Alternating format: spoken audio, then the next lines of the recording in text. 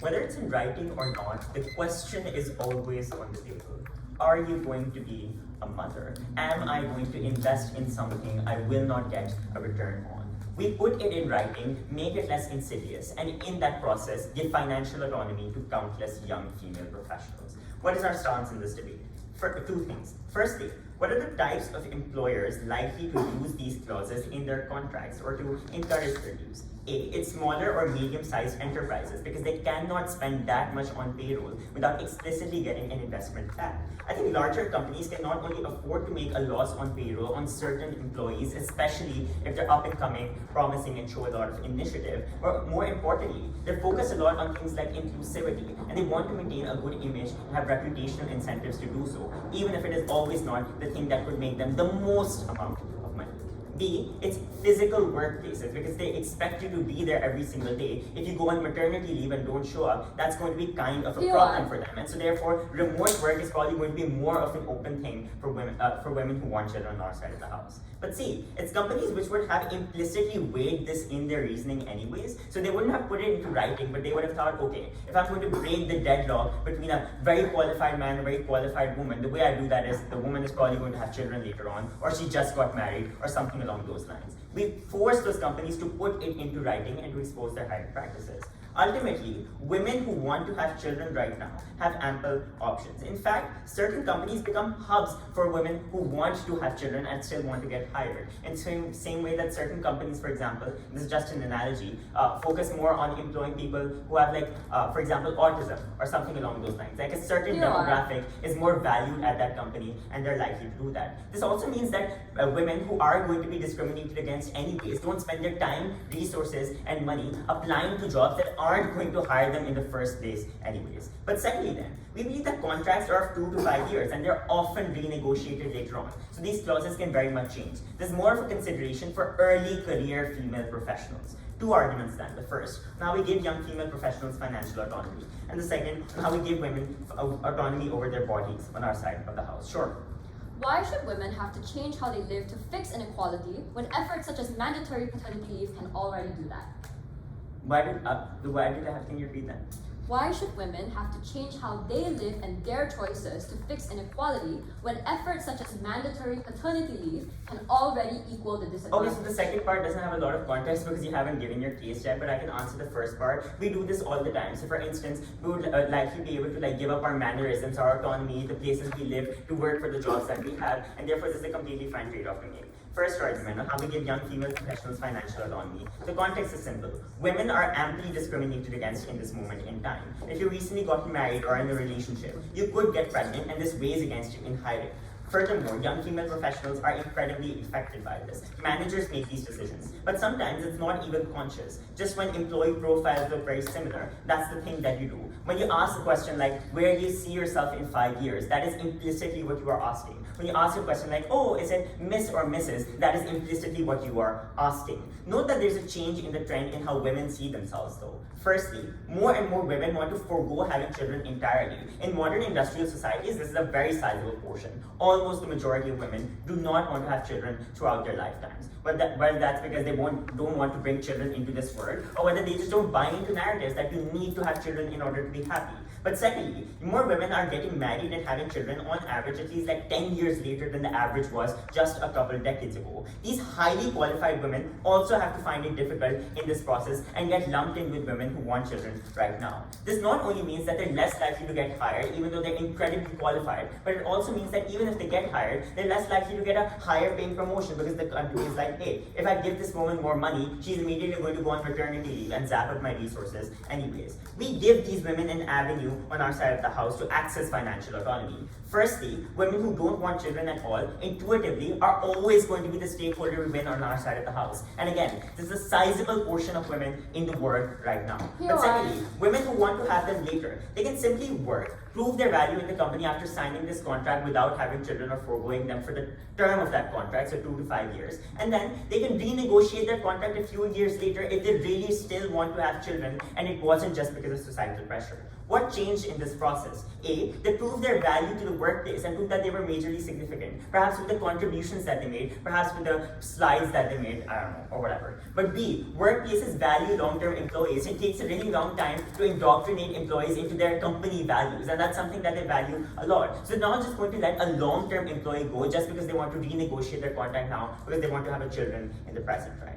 The principal justification for this is threefold. Number one, jobs can always stop you from moving away, how you dress, your mannerisms, whether you do overtime or not. Literally placing limits on the way you look, the way you act for most of your day, where you live, so you're like the physical space in which you can move around in. It's more fundamental to your identity, I think, than the desire for children. And if you say that a desire for children is more fundamental to your identity, that's your loss, right? But secondly, people can do things to make themselves more attractive hires. So for example, if someone could not go to a very fancy university because they did not have enough money, someone can still put that fancy university on their resume and get hired over that person, and we won't vilify that person for doing so because they just made themselves an attractive hire in the current state of affairs. But thirdly, people are allowed to make certain trade-offs. For example, you can earn less but get a better healthcare plan in most companies, or you can earn more and get a worse healthcare plan. We allow people to make fundamental decisions about their lives. But second argument, how we give women autonomy over their bodies. Note that women often face familial pressures or social pressures to have children. In your family, it's like your husband suddenly brings up children 1 year into your marriage, even though you said, hey, let's wait a few years because I want to really get into my work, right? He's like, hey, you know, children, they're so nice, aren't they? And it absolutely sinks your heart because you never expected that and you don't know where it's coming from. You can always go back to your company later. Let's just have children right now. Or it's social. Things like children can be the joy of your life. Maybe you can do it all. Have children right now and also go to your job. But children are the most important part. They will bring happiness into your life. Women often, I'll take another POI. Would you allow women to give up their ability to have certain hobbies or even to date just to become more employable?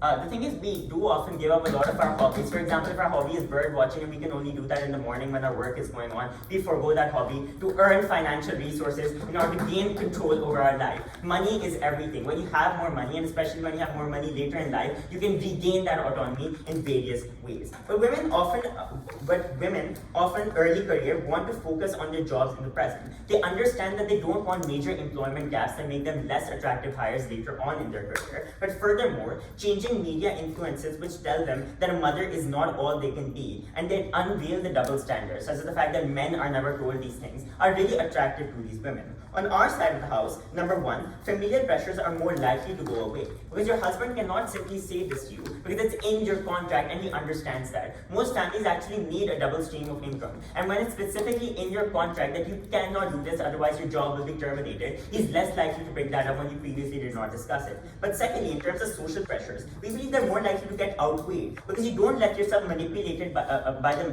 narrative that you can have it all, because it is in writing now that you cannot have it all, and you couldn't have it all previously either, but now no one is lying to you about it. We are less insidious about the truth of the world. Ideally, you would be able to do everything, but you cannot do that, and we will retain whatever rights and liberties we have at the moment. Vote us.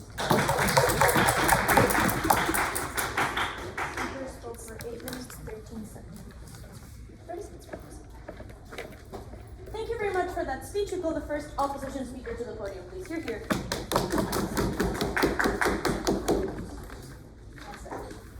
Does any of the speakers want water? You guys water? Thank you. Water? Just here. Where are your plans? Yeah. Where are your plans? My top report.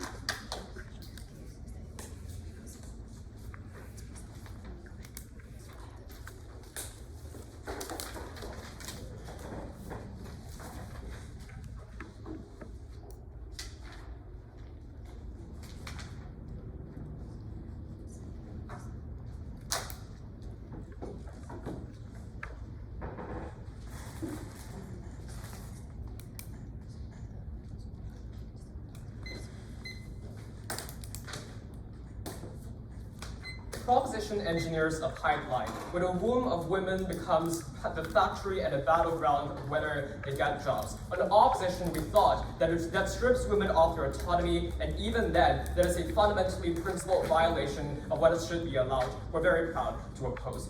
Two arguments in his speech. The first, on what is innately, fundamentally unjustified, and the second, on how this harms women to a greater degree. Before that, onto a cutter setup, 3 parts. 1. What does proposition's policy look like? Note, while P1 can assert that renegotiations of contracts can exist, we would note that this may not only occurs when new contracts are signed to a brand new company, but also during contract renewals. This means that employers on their side could tell employees that this is a deal breaker if they're able to get a new contract. Or for example, that this might be the edge out of whether they get a greater bonus or whether they get a greater pay. This means that this engineers a pipeline and an infinite cycle of delaying and foregoing their reproductive rights on their side of the house. This explains why their mechanism of renegotiation is insufficient in ensuring that checks and balances or choice exists on their side. The second is that we would note that this is unlike first proposition's assertions. That is very likely used by most, if not all, companies, regardless of their sizes. Because we would note that all companies are innately profit incentivized. That if they're able to cost cut, if they're able to minimize their operational costs, then they will be able to do so. And notably, big corporations uniquely hire more people, which necessitates greater levels of cost cutting, which means that all companies will likely force people on their side of the house or make this a condition for hiring on their side of the house. But secondly then, what do we support?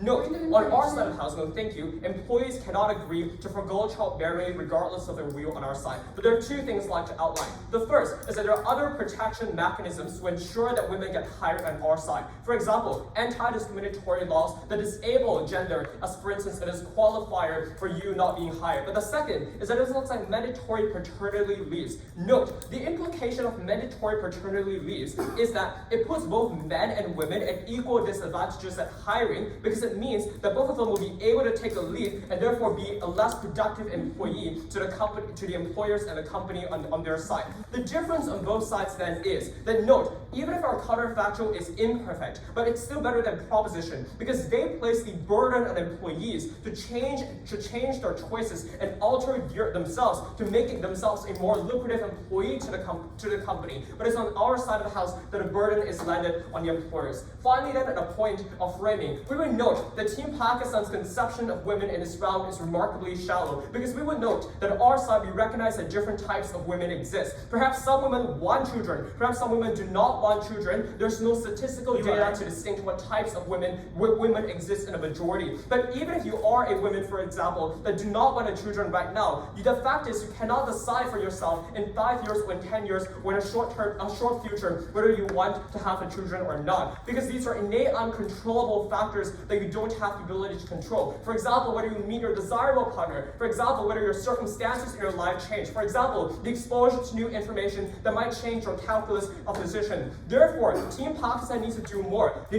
need to prove by opening a floodgate for people to trade off their reproductive rights for pure job opportunities is justified. We just have to prove why it is morally abhorrent. Our case is going to broadly clash the vast majority of the claims then. On our first argument is why this is justified. Team Pakistan's case is that this is justified because this is a choice that you make. So on our first argument then, we will prove why this is a violation of contractual obligations, regardless of whether this is a choice or not. The frame of this argument is that independent of societal coercion, we will argue in this argument why it is not allowed. Let's first analyze then, where do we draw the line of what is allowed to be contractually restricted? For example, we allow regulating things that affect the companies directly. For example, we don't allow a criminal to be employed. We regulate against criminal activities, and that if, for example, you have a criminal track record during your contractual period or during your contract, then the contract can be terminated. Or for example, we allow companies to set up performance metrics that if you don't meet a certain KPI, then that contract termination is possible. But note, all of these are independent of your identity and personal affairs. So the line that is drawn here is that companies will not have the ability to infringe on your personal affairs and your personal identity when it comes to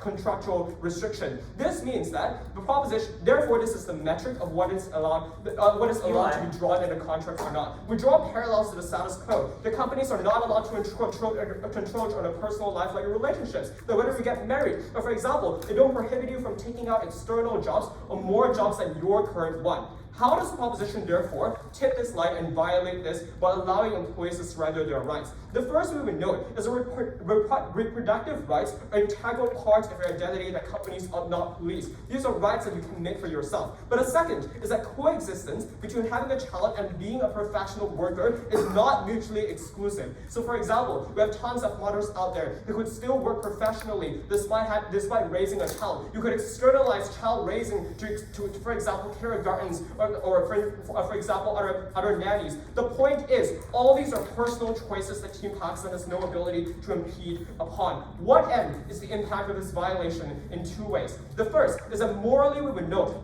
that this is a targeted attack on certain groups of people, specifically women on their side. This is akin to targeting racial minorities, telling them they could just surrender their identity, their skin color, their accent to get a job. Even if, for example, this might be a justified choice in a vacuum, the point is we as a government and a society are not permit this. But the second only practical implication that you engineer a slippery slope for employers to cross the line even further and even more on their side. And this comes in two ways. The first is, again, principally and morally, that this is incredibly important because you allow companies to be dictatorial over the choices of their employees. For example, telling them you cannot get married because you're in a job, telling you that you cannot pursue certain hobbies and activities. This is akin to stripping individuals of their dignity and their rights. But more importantly, specifically for reproductive rights, this is irreversible because women have limited time frames of being optimal in childbearing. That, for example, if you pass the age of 35, childbearing becomes immensely more high risk, which is why this restriction is unjustified.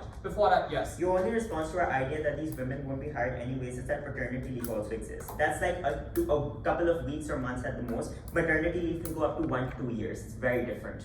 So first of all, that still mitigates your case to a significant degree. But second is, we now argue why this is fundamentally unjustified. Hence, even if society is equally as coercive, we will analyze in the second argument why this gets worse. But the second, more importantly, is that the implication of this argument is that it practically extends towards other activities that companies can pursue, and that is a very dangerous slippery slope that Team Malaysia ought not stand with. Second argument then on why this impedes of women. Uniquely, we would note that this is very coercive because if you listen to the rhetoric of Team Pakistan, that this is incredibly beneficial for companies, that this is the best way for them to expand themselves. And more importantly, on women's end, you very likely engineer self and internalized coercion, that you create a race to the bottom. If you don't sacrifice your reproductive rights, or if you don't forgo your ability to childbear, then you very likely will not get a contract. Even if this is not realistic, the point is there's an engineered conception on their side that coerces women to not do so. The harm of this argument is simple. Perhaps some women might not want to have a child, but most women still hold the potentiality to want to have a child in the future. And we would note that the difference in this round is that the people who want to have children are significantly more vulnerable because society condemns them to no alternatives on their world. 8 minutes and 16 seconds.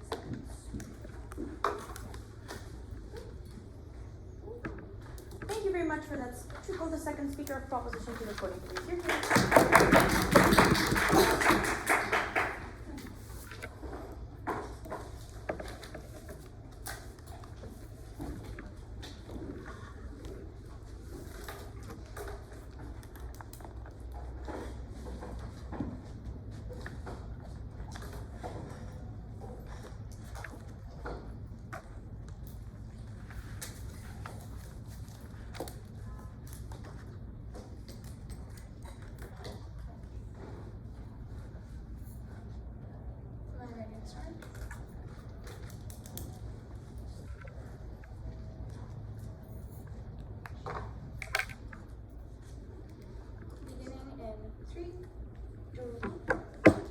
As a woman who doesn't want to have a child, we're grouped together with a the gender association that you might want to have a child, so I'm not going to hire you because some other women in this interview did want to, and therefore I'm going to group you together and not going to hire you either. That is the defense, that is the thing that the opposition has to defend within this debate. I want to notice, I'm going to talk about three things.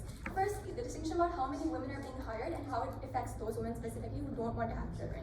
Secondly, is it justified for companies to make decisions about your personal life? And thirdly, an extension on Ali's second line of argument. Firstly then, on the distinction about not being hired at all.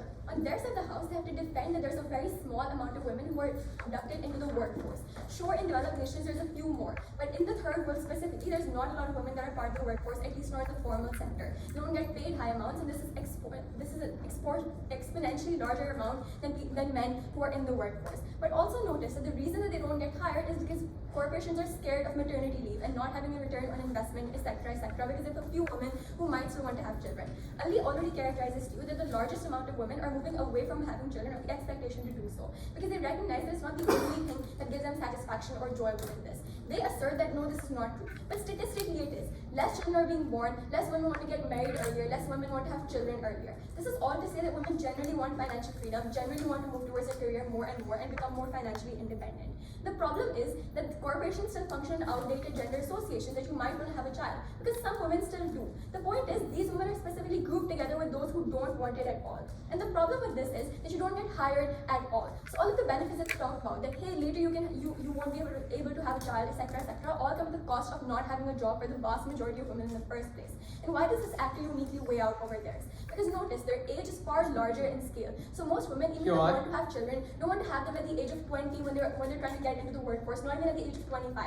Probably 30, 35 is when more people are starting to go to work. But on their side of the house, those people don't get a job that is well paying in the first place. But secondly, and more importantly, these are people who are unfairly discriminated against. So sure, we agree that all women are. But the point is, corporations always have a justification to not employ people who want to have kids, which is to say that we won't get a return on investment. Is something that we expect to happen in the first place. But women who don't want to have kids anyways, this unfair burden is propagated onto them. Because even when they don't want to have children, they're set to the same standard. And those people are unfairly not hired during the process of interviews, etc., etc.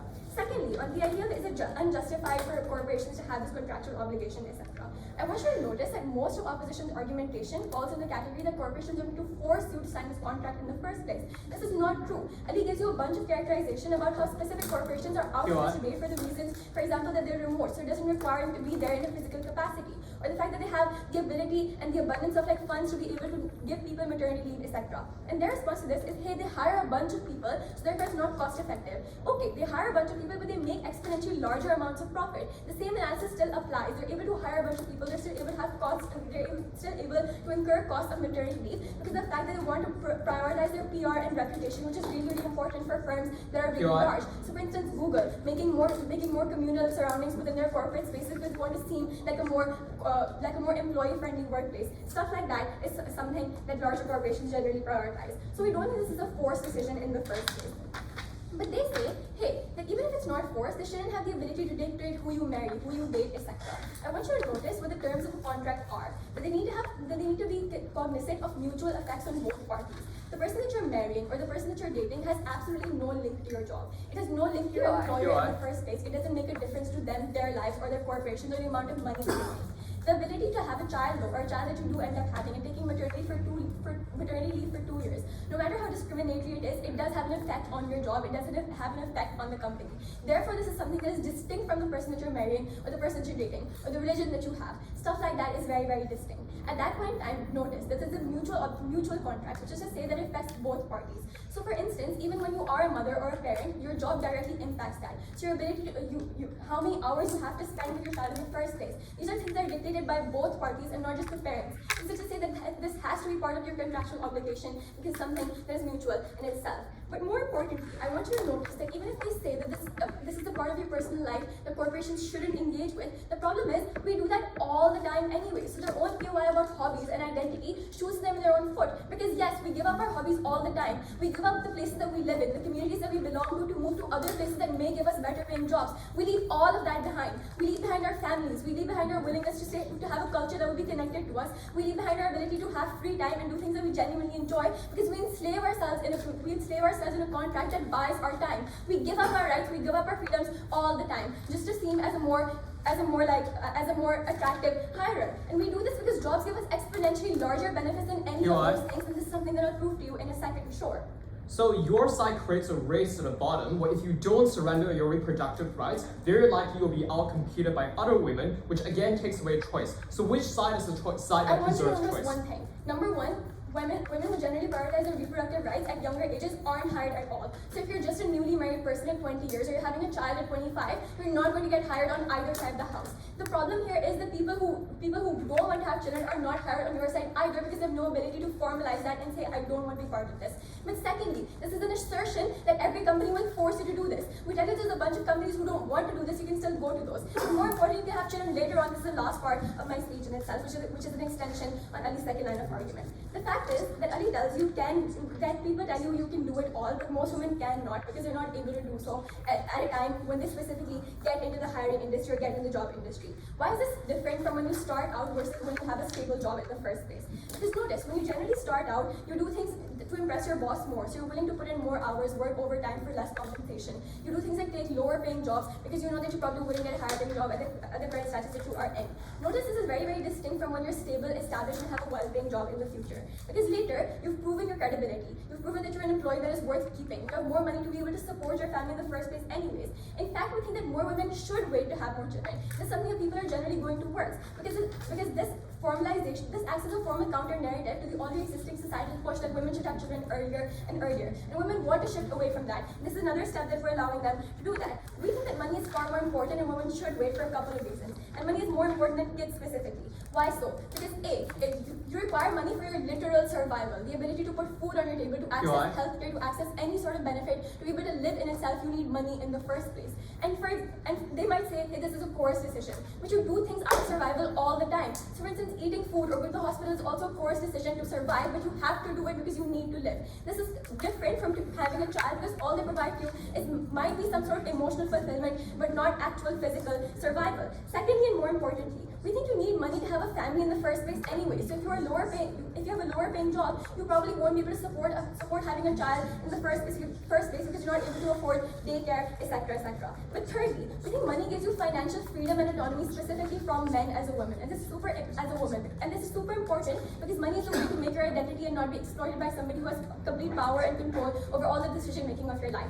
Children aren't able to do this. In fact, they entrench you within the same power structures of being attached to a man in the first place. You're not able to explore your identity outside of familial structures. We think therefore money is far more important. Even if opposition is able to prove that both of these are coercive in nature, that both decisions to have a child and have a job are coercive and you're taking away rights on either side of the house, just weigh this on the fact of where you have more benefits. Which is to say that money is the thing you need for survival, children are not. Based on that, give it to Pakistan.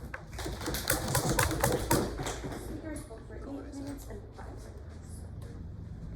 We remind the speakers on the bench to please speak a little bit more quietly. It can be a little bit distracting for the judges. And we call the second opposition speaker to the podium.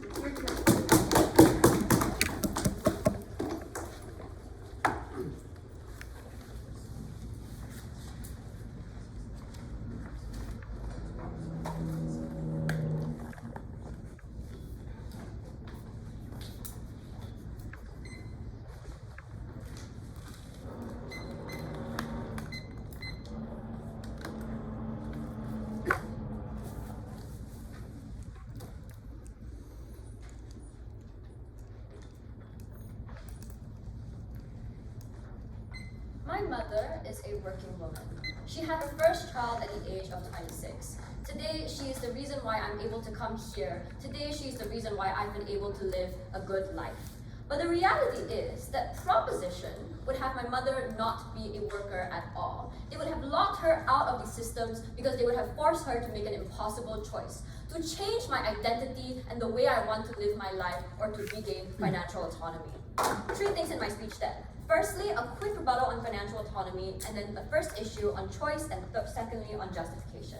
Let's quickly deal and frame out their argument on financial autonomy, because the reality is that proposition's argument on financial autonomy is premised on 2 things. Number 1, that women who are going to get hired will somehow rise to the top of the career career ladder and be able to escape all other forms of workplace discrimination.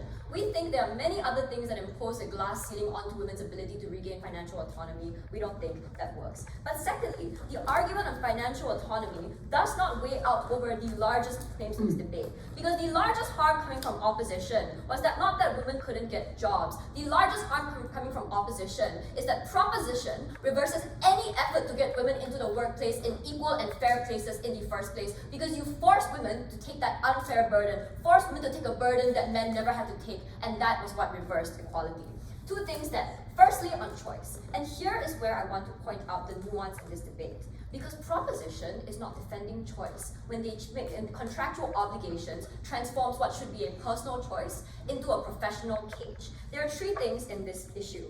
Firstly, I want to make a quick observation that they cannot run a case where the contracts and the clause of not having a child can be renegotiated in the future. The reason why this is true is because they analyze it for us. They tell you that when it comes to having women in the workplace, having a child is a deal breaker. That applies at any age, no matter what stage of the corporation or the corporate ladder you're on. Because if you are an indisposable worker and you take leave for 2-3 years because you wanted maternity leave, that in itself was going to become an even bigger harm to the company's bottom line. But secondly, that most women and employees are not indisposable. Most people don't become CEOs who have the ability to renegotiate, insofar as they can always replace you with somebody else who is willing to not have kids and who is willing to extend the clause of that contract. You would lose your job. But lastly, even if women could become indisposable, we think it takes far longer than they say it does. Because they tell you that fine, even if I don't have kids at 25, I could have it at 35 or at 40. But the reality is, panel, that climbing the corporate ladder takes far longer than that. Most people don't become indisposable by the time they're 35 or 45. But what most women do become after the age of 40 is that they lose the ability to have children in ways that are safe for their body. They lose the ability to take care of children because as they grow old, they grow more tired and they can't spend as much time with their children. That was the irreversible harm that proposition never dealt with. So if this metric was an irreversibility panel, it was clear it went to opposition. But secondly, on the idea of coercion that they don't respond to, because their flippant response to coercion is that you are coerced anyway into doing these things. I want to point out that coercion exists for three reasons, and it's specifically horrible because it's targeted at women.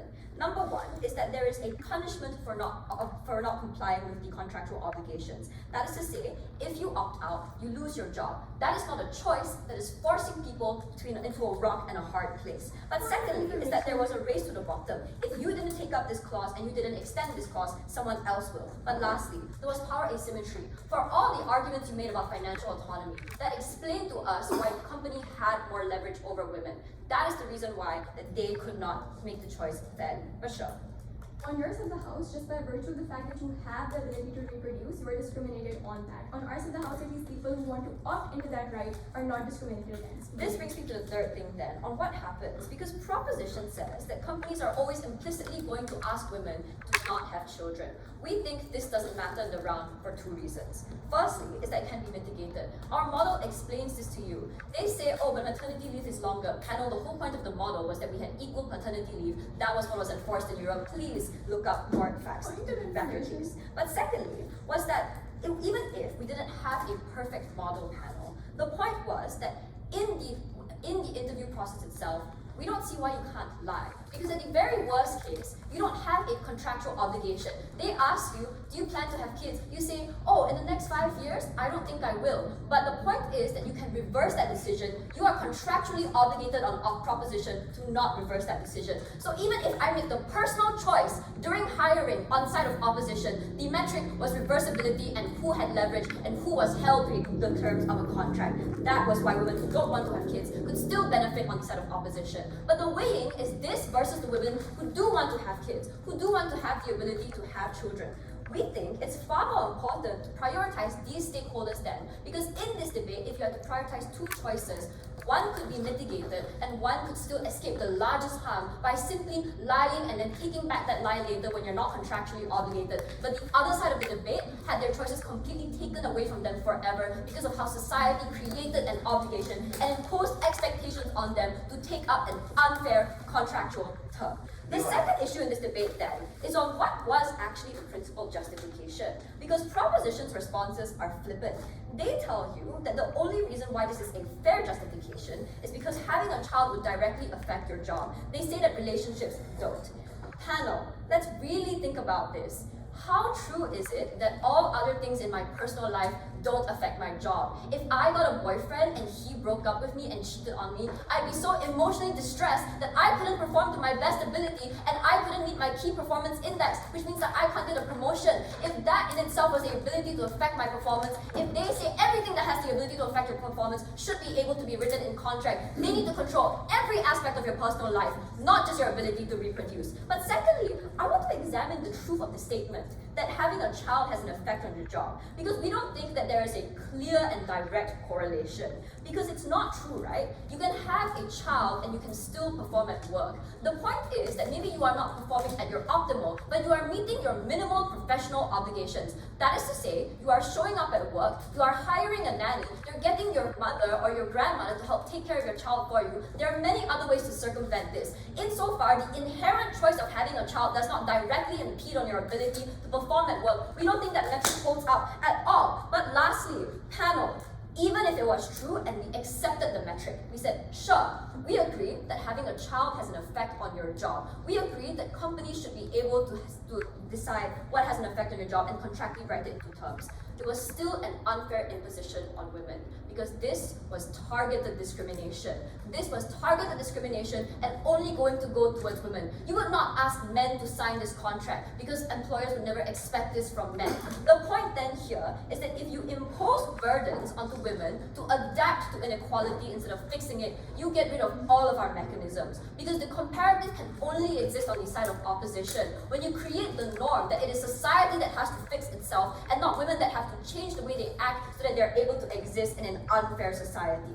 At the end of this debate, two things are clear. Firstly, that we prioritize larger society and larger groups of people in opposition, and that alone itself should be able to win this debate. But secondly, if this debate was about protecting women, then I want to ask this proposition. Why then do you put the burden on solving inequality on the individual instead of the people who perpetuate it themselves?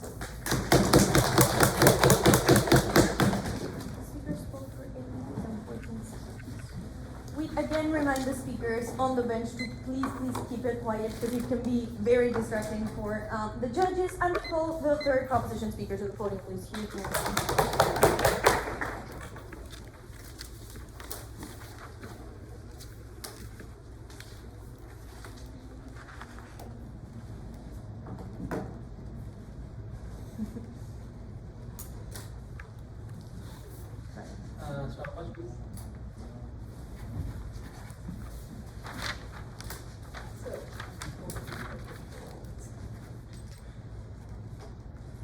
Two things in the speech. First, on financial autonomy. Second, on choice in your personal life. Firstly, on financial autonomy. The first claim we get from side opposition is that mothers get locked out and don't get any jobs. The first thing I want to say to this is that women who are mothers are actively less in the work field for two reasons. Number one, because we already specify that women want to have children later and later in life. This is because you want a stable financial base when you want those children. But secondly, we also just say that women who are mothers just probably want to work less. Why? Because probably they have a lot more time with catering for their child. Probably have familial pressures telling you not to work, stuff like that. This means that women who are mothers are a smaller population of this debate. What we allow three things for them. Firstly, you probably have some female-dominated industries that exist on either side of the house. Things like nursing, etc., where you have a lot of female labor unions, where you have some amount of, for example, accountability for these companies. There, if you're already hiring like 100 women, you're probably going to have some women on maternity leave on either side of the house. Second, we say big corporations are not as relevant part of this debate, because we say big corporations have such certain social pressures,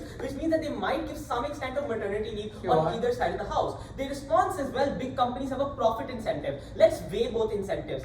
Big companies have a profit incentive, yes, but they're already making a lot of profit. In this particular context then, social pressure becomes a lot more important, because if you have a lot of social pressure, people boycott your firm, they stop buying. This can severely cut into your profits. So it's a lot more riskier to, for example, compromise on social pressure in this instance, which means I'll show you the profit incentive. The social pressure weighs over. But there's some extent of maternity leave there as well. But thirdly, the remote work alternative was never engaged with. This means mothers still get options on our side of the house, and I don't think that's particularly relevant either. What is in the context of this debate? We say in a lot of different companies, especially in smaller companies, there's too much downside of maternity leave. For example, you lose a lot of efficiency, you lose profits because you have to pay extra money, especially for small companies where each person matters, where team projects can be screwed up. You choose not to hire women, you choose because of the maternity leave concept. They say, well, we can just model in paternity leave and have it be the exact same. Firstly, no. According to WSDC rules, you can only use the exact amount of political capital that exists on our side of the house. Paternity leave and equalizing it to maternity leave has virtually zero political capital in the entire world. You can just generate this entire political capital, you do not have this PI. Stop badgering. The second thing I want to note here is that in terms of paternity leave, I think that fundamentally it's just less time, right? Because of the fact that mothers fundamentally are affected more. So paternity leave is always going to be more in terms of quantity. But even if it's not, in the absolute best case, you still perceive maternity leave in a greater fashion. I.e., people still have that bias that mothers are going to take more time off, that they're going to be pregnant, so they might be physically less able to do that job. They're going to be stressed, stiff, stuff like that. So even if you have equal paternity leave on their side of the house, this does not equate it. So this means women are still disadvantaged on their side of the house. So I think at that point in time, that still exists. But also last on paternity leave. Paternity leave is less and less accessible, especially in developing countries. You might have some extent of maternity leave, but paternity leave is relatively absent. This means some women might be hired on either side of the house that are very, very good. So if you're able to show a lot of return, a company might still hire you, but this means that the broader population of women are less hired. But secondly, you get less permanent contracts. What does this mean? This means that, for example, companies don't want to give you long-term contracts. They give you, for example, 1 to 2 year contracts, stuff like that, because of the fact that there is a higher risk of committing. This means their mechanism on lying doesn't work. Why? Because if the company gives you a smaller contract on their side of the house, if you just lie to them, the company can probably opt out of that contract a lot quicker. But secondly, the reason why lying doesn't work is because it's really, really uncertain. The company's probably not going to believe you. If you're a 21-year-old with a boyfriend and you show up to the company, they're probably going to be like, no, we don't believe you. But more importantly, the contract is a lot more certain on our side of the house. That, for example, this is not going to happen. So I think their lying mechanism just fails at this point in time. Their second mechanism is that we have laws, but laws don't work. Why? Because proving direct causation is very, very difficult. So a company can say 10 different reasons for why they did not hire that woman. You can say that, oh, you didn't hire that woman because of the fact that she was a woman, but they can say, no, we didn't hire that woman because, I don't know, she went to a bad university or stuff like that. There's always reasons companies can give. In the context, women are already very powerless. It's very difficult that these worker laws actually matter. But secondly, worker laws are inexclusive. On our side of the house, they still exist. The difference is that at least we allow an additional means for women to get access. What is the comparative? Number one, we allow women to have certainty. You can give an employer a contractual record that you will stay with the company, you won't have children. Second, the employer perceives this as more committal. Think about this, right? If you say that you will not have children, the company likely thinks that you're valuing that company a lot more. They probably think you're going to give a lot more return to that company, so you're likely to be hired. The third thing I want to say is that you also get a greater amount of bargaining chip. Because you're making this big decision, you can probably marginally increase your wages as well. Why is it better? This is better because A, you just get in the door a lot more. This is to say, you just get more jobs on our side of the house. Second, it's more likely that you access promotion. We completely agree with second opposition. Lots of glass ceilings exist, but on our side of the house, at least you have some scope of opportunity to get a promotion. The reason why is because your company does not think that you might eventually leave one day because you're having children. That also exists. So I think fundamentally, you just get more access to that. Weigh this on a few different things. Number one, you can renegotiate in the long term. They say this doesn't work because the fact that your job is going to say no. Firstly, you have a lot more work experience. This means you can probably leave your job and get another job. This means you get more leverage in the equation. Second, all companies want less labor turnover. So the competition mechanism does not work because you don't want to hire another person. You want the person who's already in your firm, who knows your company ideas, stuff like that. But thirdly, you've likely shown that you are somewhat of a valuable asset. Yes, you may not have climbed to the top, but it's comparatively more likely that you get scope to renegotiate. This means it's not irreversible. We're not talking about 50-year contracts. We're talking about 5-year contracts. You can still have children when you're 30. Secondly, we just say money is a lot more certain certain. You get a certain amount of cushion, security that you can have for all of your life. A child does not give you that same benefit. And think about this in a logical priority sense. If you have a child without money, you can probably less able to parent that child. You can't get them nannies, you can't get them daycare. That's going to be a worse experience for you. On our side of the house, with money, you can have a better relationship with your child. Parenting is a far more meaningful experience. Second, let's talk about personal life and the principle. They say the principle is you can't encroach on people's personal life. Number one, we already say you do. So for example, you encroach on people's freedom of movement. Second, I think the choice is with you. As far as I prove that other options exist, I've also proven that choice exists. I mean the coercion mechanism doesn't work. This means this principle also doesn't work. This choice is with you, the company isn't doing this. The second claim they make is that this is a slippery slope, guys, and this is really, really bad. Before I refute that, sure.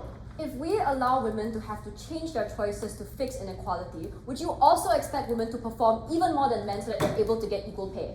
God, I hate principles. That's not what we're saying. What we're saying is that inequality exists. We're not expecting women to do anything. We're just benefiting them by our model. This is not how it works, guys. This is a practical argument. You can't refute it with a principle. Moving on. Okay, the problem with the slippery slope argument is, first of all, if you take away all your workers' hobbies, then workers are naturally going to get demotivated. This means you don't have any incentive to do this because you have an incentive to keep your workers motivated. You're not going to take away your relationships or stuff like that because you'll be a soulless employee. Companies don't want this. But secondly, look, right, this is about passing laws. Even if companies have an incentive to do this, they needed to prove how the slippery slope influences parliament, because parliament might still not pass that law because you might not get political capital or stuff like that. They needed to prove how that political capital generates. Thirdly, we say people are socialized to only give up liberties if they encroach on your work.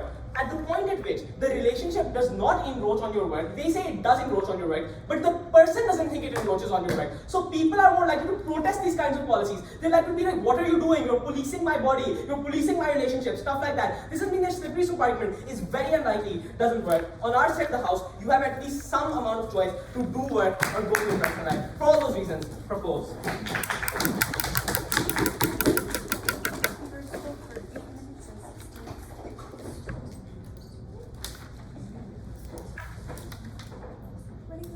Yeah.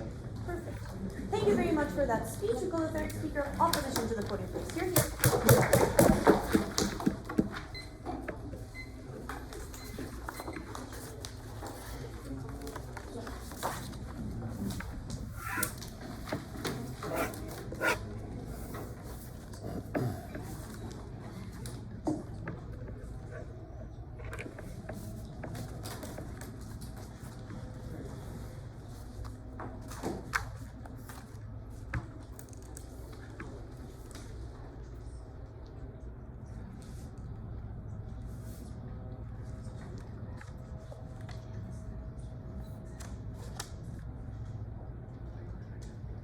Two clarifications at the top of this speech to clear up the messiness of Team Pakistan's case.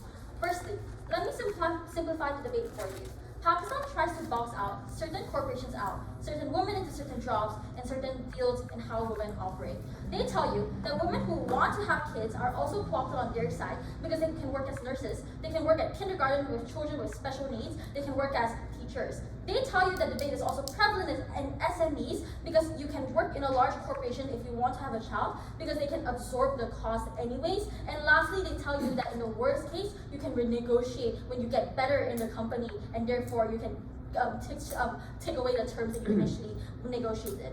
I would have you navigate why these boxes are incredibly confusing, because all of the boxes that Pakistan concedes was precisely the heart of our case.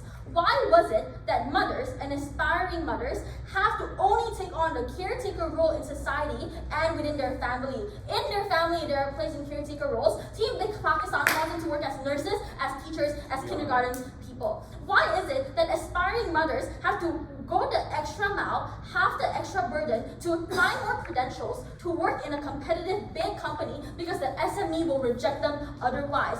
Why is it that women have to get better at their job just for more autonomy to renegotiate later when men were never given that option to begin with from the start, when men were never held to the same standards? Why is it was that extra burden put in Team Pakistan's case? Every single one of their boxes from setup, amplified and does speak up was exactly why that was harmful. I will answer why was that really bad. We tell you it should not be this way. Team Pakistan is a perfect example of limiting the autonomy of women. We rose above that because we conceded. We told you that choice by the culture that you perpetuated was never one that was okay, and that's exactly why on their side of the house, we do not defend that. We concede that they can opt into that maybe, but that coercion or the societal culture that you create and manufacture to make them choose that was exactly the harm that we push towards since first. On the second clarification though, they tell you that, which is probably their POI later, that, well, in the worst case, you're already discriminated anyway, so what they do is give you the extra legwork to rise above that. My response is that if they were really already discriminated, the question is therefore not to cement it, which is what they do on their side of the house. If they're already discriminated, you do not cement it by blocking out their choices and tell you that this was their choice to begin with. You do not change their entire life plans for generations and make them say that women have to opt into this in order for them to succeed. If they were already discriminated, our response was from, you should never put the onus on victims to overcome that to get some sort of effectivity. It was on our side of the house where we tell you that top-down change was what we really preferred. Before I move towards the issue though, I'll take POI. You guys have tons of rhetoric, but give me a single mechanism as to how you actually improve the financial situation of women. Right. I think at worst in this speech, I will prove as to why your implication to society still outweighs the marginal financial benefit that you may get towards the few amounts of women on your side of the house. But I think at worst, our benefits and our mechanisms from first already prove as to why there are counter setups and counter alternatives that are on the trajectory towards improvement to get those financial alleviation. All of these alternatives disprove the reason why you need to justify such a radical shift on Team Pakistan's case. Insofar as the opposition proves that there is some form of alternatives, there's no reason why we needed their motion to begin with. On the issue, therefore, on the implication to society, I would like to point out that this issue rises above the confusion of debate because it rises above the narrow view that Team Pakistan has in this round. At best, also crucial evidentiary in their POI that they only want to provide avenues to individual young workers to access jobs. But this does not account for the other women who are affected by the culture ad infinitum. This is a non-response. Their POI trades this off. They have no legwork to our entire first argument from our speech. How do we weigh this clash then? There are three things under this. Firstly, on vulnerability, we tell you that women who could rise above and get a job on their side of the house are likely those who are likely less in skill or those who are generally privileged, because these are people who can bypass other forms of discrimination, other forms of misogynistic structures, get enough credentials to be a man, then are benefited by Pakistan's motion. These are at best, I think, on scale less in terms of vulnerability. But on our side of the house, the other women who did not consent to these other contracts being signed, did not consent to the new implication Pakistan puts on the mothers, they have no fallback. They're the largest victim of the patriarchy because they're the ones submitting to it or even wanted it to begin with. They have no protection mechanisms because they traded off. I think these were likely the women who are forced to live with the fact that their identity to want to have a child will be spat on. To have a daughter that has your eyes and laugh is one that will be used against you. I'm unsure why these women have to be forced to choose jobs that did not require physical labor. Just work in kindergarten facilities. That's exactly why on your side of the house on vulnerability, we ought not trade these individuals off. But secondly, on irreversibility, I think at worst, the access to jobs or the lack of access can be reversed through other avenues. If you really wanted a job later on in your life, you can take up skills, earn a degree. If discrimination was the problem, there were other avenues that we told you since first that were just very loosely responded to by saying it doesn't really exist, even though factual examples in the status quo has proved that we're on the trajectory towards that. That is why on their best case, their access to their benefits was one that can be also get on our side of the house. But on our side though, the societal implications you put on these women transcends generations. You see that mothers will only be beneficial and seen as weak. It will only be carried through the family units that you impose on your side of the house. As men laugh and rise up for their 8 a.m. rise for work, the grandmother is still stuck babysitting her grandchild on their side. That is why on their side of the house, I'm unsure as to why the irreversibility of this new societal claim is one that we had to stand for. But third point of weighing that at worst, if the individual really mattered in this round, the setup on our side gives you plausible alternatives to believe as to why we can get that benefit as well. We told you about examples of equal paternity leave or anti-discrimination laws, so on and so forth.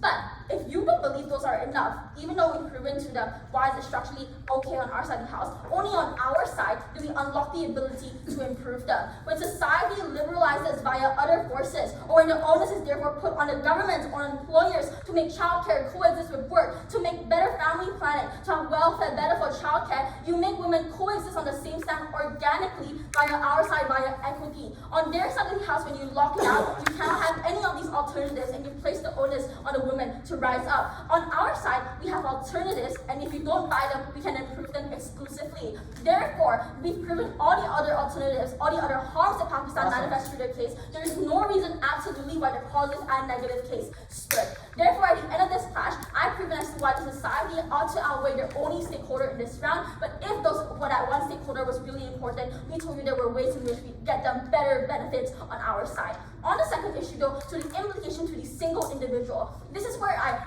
navigate away from the society clash and why even on their very best case where they benefit the single mother or the single woman who wants to get the aspiring job, we tell you that that choice was still one that was coercive. And this was all independent mechanisms that were not responded to on our side of the house. We tell you that it's slightly coercive because the culture in which you put is that you have to declare every single one of your family planning. You internalize the idea that you're no longer strong if you ever had the idea that you want to have a child. This also creates a race to the bottom amongst companies where you have to make sure that you have all of these mechanisms in order to be the most productive. That means on their side of the house, within the power asymmetry that you cement within the companies, that is when people, even if they opt into your mechanism on their side, was coerced into that choice, and we think even at best, that choice was never one that was valid. For all those reasons and more women's side is off.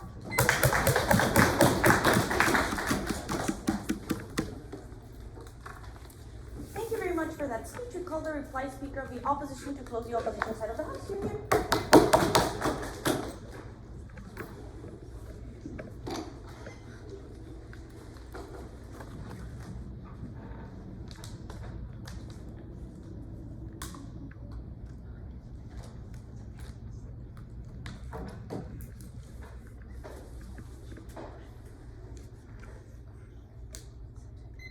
I want to talk about two things in a speech.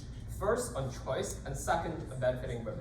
First, on choice. And I want to start by positioning this issue and explaining what's the most round-decisive issue, which is that all of your benefits on employment, we can concede that perhaps we may get more financial empowerment under their side of the house, but we characterize through a unique nuance from birth. That note, empowerment for women comes in a versatility of different ways, that perhaps some women might want money, perhaps some women might want to bear a child. The point is that that is only valuable, be it money or childbearing, insofar that it is a choice that is made by women. So which is why our clash on choice comes prior to all of our benefits on financial empowerment. But second, note, their clash on financial empowerment is speculative at best, as we pointed out in second and third opposition. Because they at best prove that we get jobs. But we question in second to respond to our third speech, what happens after we get that job? We pointed out there are structural issues and structural corporate structures that we cannot overcome on their side of the house after we get a job. For example, you still might get fired. For example, you still might be discriminated against that job and you don't like that job.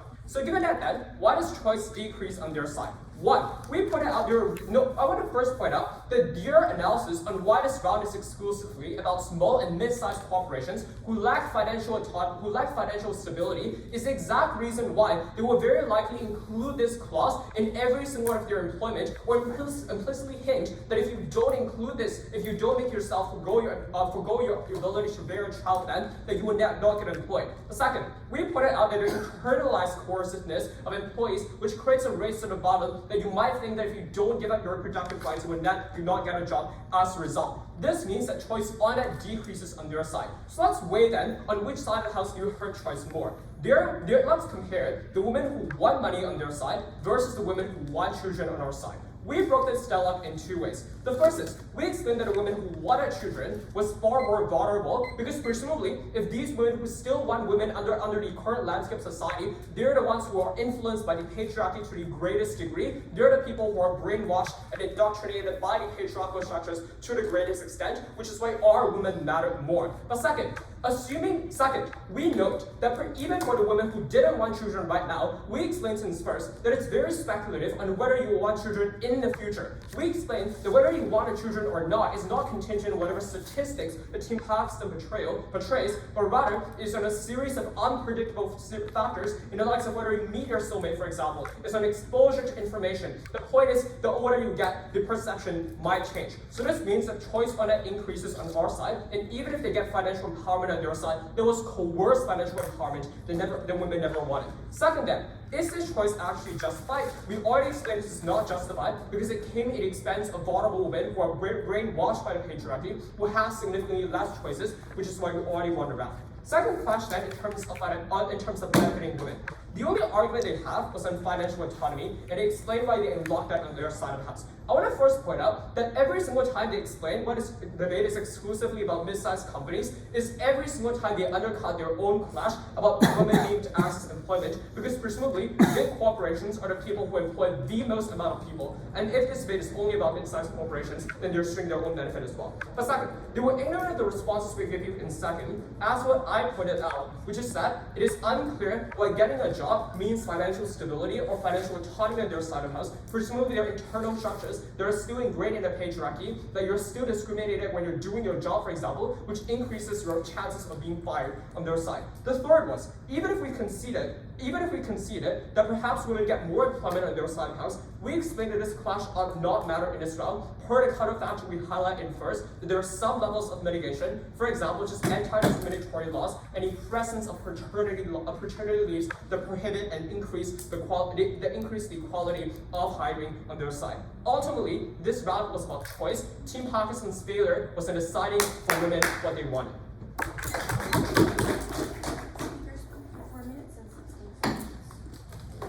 Thank you very much for that speech. We call the reply speaker of proposition to close this debate as a whole. Can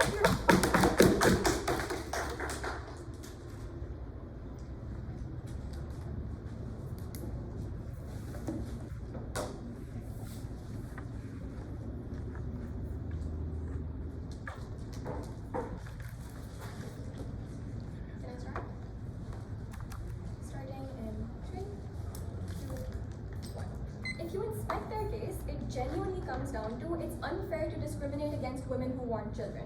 Let's say, sure. The problem is, they already do that on either side of the house. But the bigger problem is that other than complaining, they have no actual mechanism to solve this, because women who want children will not get hired on their side of the house in the first place. What is the response to this? Absolutely nothing. There cannot be a team that wins on this, because they say, should women have to work harder than men? They shouldn't, but they have to, and they do, because that's the only mechanism as to how inequality gets solved. You don't provide an alternative, and insofar as you don't provide an effective alternative, ours is the only option that exists. Even if it's horrible, even if it's morally bad, or even if it's unfair, it's the only thing that gets women out of that system in the first place, and they don't engage with this. They never also engage with, by the way, the main stakeholder that we push across bench, which is to say women who don't want children but are still unfairly discriminated against. This is the vast majority of people, largest on scale, but also unfairly associated with gender associations that they don't buy into. The fact that they have reproductive abilities does not mean they're buying into those reproductive abilities. Something we've said again and again and again. To assume that they will and then discriminate on those bases is far, far worse. Again, they never engage with the debate that actually happens, just assert rhetoric again and again. Check your notes, they can't win on anything. Aside from just rhetoric, what does opposition actually try to prove on practical? 1, they say you have anti-discrimination laws. Firstly, it's inexclusive because it can happen on either side. So if the benefits are as large, then anti-discrimination laws still apply here. But more importantly, on their side of the house, anti-discrimination laws do not work. And we told you this at third specifically. The fact is that you cannot prove causality of why you did not hire this woman. Maybe she didn't go to the best university, or maybe she didn't know the language that you needed for the specific job. All of those things still exist and they cannot do anything. Versus, if you say that I do not want to have children, this is contractually obligated, you can find a job that will probably hire you regardless of that, and you won't get fired on it later on our side of the house. The second thing I want you to notice here is, when was the last time that anti-discrimination laws have worked for a woman who was just recently married? Never. You haven't heard this happen recently or practically ever. I don't think this is very, very effective in the first place. But the second thing they say on practical is, what if you want to have kids later and you won't be able to renegotiate? All of this is assertion, because you have the ability to renegotiate contracts every 2 to 3 years to 4 years to 5 years. You can renegotiate it whenever you want to, when that contract ends. Contracts do have to end, they do have to be reevaluated. This is just an empirical lie. They say, what if you find your soulmate? I found my soulmate, I'm going to go going to get pregnant with him in the next year or so. I'm probably going to wait to build a family, guys. It's just unrealistic. I'm going to wait 2 years until my contract is over to have a child. Sure, it's not that big of a deal. The third thing they say on practical, actually that's it. They don't say anything else on practical. It's just principle and rhetoric. What do we tell you at proposition then? A few things. Number one, that people should be allowed to make themselves attractive hires. And we do this all the time. So if a rich person goes to a prestigious university that allows them to get into a job, we allow them to do that at the cost of a poorer person who wasn't able to go to the university, and we allow that to be acceptable. We don't think that you shouldn't get hired because, oh, you came at the cost of somebody else who could have also been there. We do this all the time, a frame that they don't engage with. The second thing that we say is that more women just get hired, and the only response that they have to this is at reply, and they say, hey, you know what, it doesn't really matter because what about the women who want to have children? We told you why this is far more important, because A, these are far more in scale, but more importantly, thirdly, we told you that money is just more important than having kids. And the only thing they have to weigh this out is, oh, what if you see the eyes of your daughter and you're really, really emotional about it? No, most people don't get that sort of fulfillment all the time from kids. You need money for survival, but more importantly, what if you see the crying eyes of your daughter when you can't pay for her to go to school because you didn't have a stable job in the first place? The prerequisite to having a child who has beautiful eyes is being able to pay for giving birth in the first place, something that they don't engage with. The third thing we told you is a counter narrative in developing nations. In the third world, where people pressurize you to have kids earlier and earlier, we have a formal counter narrative that propagates you to not want to have kids earlier. You have the ability to have more autonomy because you have two choices, two counter narratives that you can buy into. Notice then that any harm that opposition has left standing is absorbed by the fact that money is the thing that gives you power. It is a prerequisite to having a nice family. So even if you have a family, the ability to pay for anything, to enjoy a stress-free life, is about money and the identity that comes with it. Give it to Pakistan.